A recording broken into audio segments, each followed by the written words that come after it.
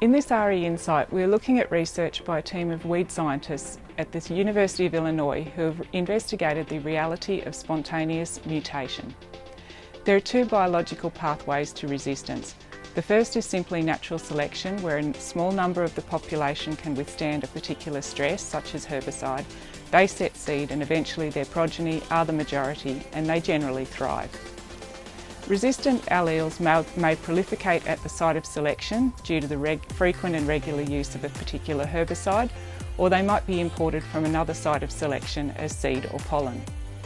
The second is de novo mutations, where the parent plants are both susceptible to the herbicide, but a spontaneous mutation in the genes of the progeny renders it and its progeny resistant. Resistance that arises this way often comes with a fitness penalty. You might ask, why does it matter? The fact that the weed population is resistant is what matters, not how it happened. The driving force behind this research was the lack of empirical data on de novo mutation in plants and the need for this data to improve the reliability of computer models that are used to test weed management scenarios.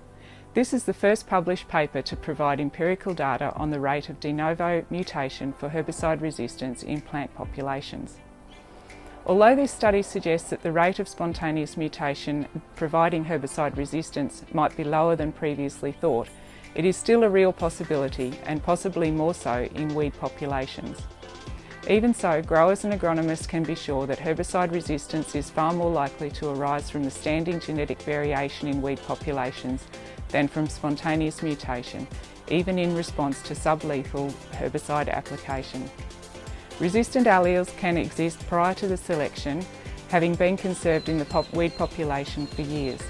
They must have little to no fitness cost, and these mutations can be expected to remain in the population even if the herbicide is no longer used.